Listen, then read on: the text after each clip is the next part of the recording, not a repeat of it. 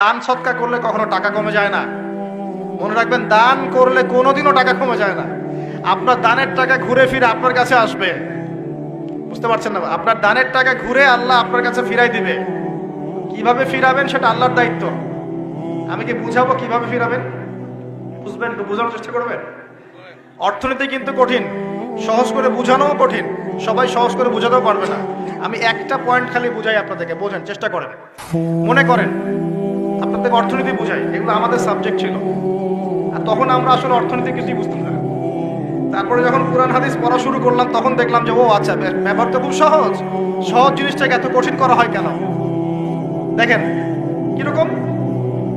মনে করেন একটা বাজার, আপনাদের এখানে বাজার আছে কি? আচ্ছা, এই বাজারের মধ্যে ধরেন 100 ব্যবসায়ী আছে। ব্যবসায়ীরা ব্যবসা করেন, আল্লাহ পাক ব্যবসা হালাল করেছেন না হারাম করেছেন? হালাল ব্যবসা। ব্যবসায় একটা 10 টাকার পণ্য আপনি চাইলে 30 টাকা, 40 টাকা, 50 টাকা, 100 টাকা বিক্রি করতে পারবেন কি না? পারবেন। মার্কেটের একটা ফিক্সড প্রাইস থাকে, মার্কেট প্রাইস, এটাকে বলে মার্কেট প্রাইস। একটা দাম নির্ধারণ করা হয় যে আমরা এই দামে সব সেল করবো, তাই না?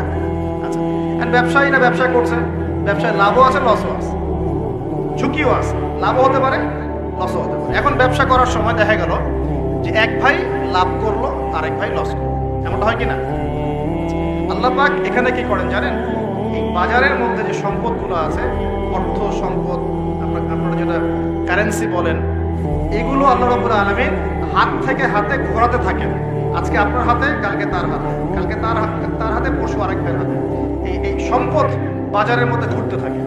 বাজারটা হতে পারে সমাজ, হতে পারে রাষ্ট্র, হতে পারে বিশ্ব। ভালো করে বোঝেন, ছোট পরিসরে হতে পারে সমাজ, হতে পারে রাষ্ট্র বা বিশ্ব। আল্লাহ পাক সম্পদটা সার্কুলেট করেন, ঘোরাতে থাকেন। আজকে তার হাতে, কালকে তার হাতে, কালকে তার হাতে, এভাবে সম্পদ ঘুরতে থাকে। লাভ লসের রিস্ক আছে, কেউ লাভ করে, কেউ লস করে।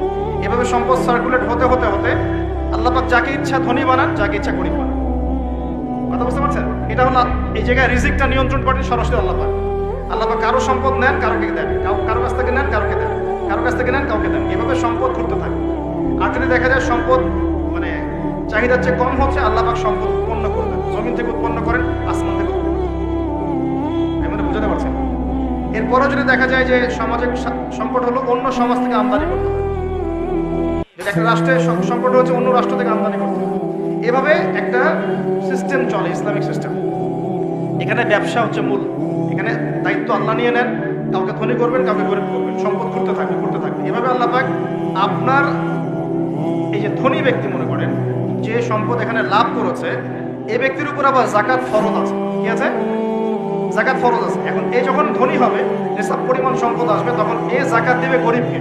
তখন যার হাত থেকে সম্পদ চলে আসছে, ওর কাছে আবার সম্পদ ফিরে যাবে। বুঝতে পারলেন কি কিভাবে সম্পদ আল্লাহ পাক করান? এর যাকাত ছাড়াও আছে সাদাকা। সাদাকা ছাড়া সাদাকাতুল ফিতর আছে, অনুদান আছে। এবং নরমালি আল্লাহ পাক কিন্তু সদকা করতে উৎসাহিত করে। এভাবে একটা ইকোনমিক সিস্টেম চলতে থাকে, ছোট বা বড় পরিসরে। এভাবেই মদিনা টিকে ছিল, এভাবেই মদিনার ইকোনমিক সিস্টেম চলতো নবী সাল্লাল্লাহু আলাইহি ওয়াসাল্লামের যুগে।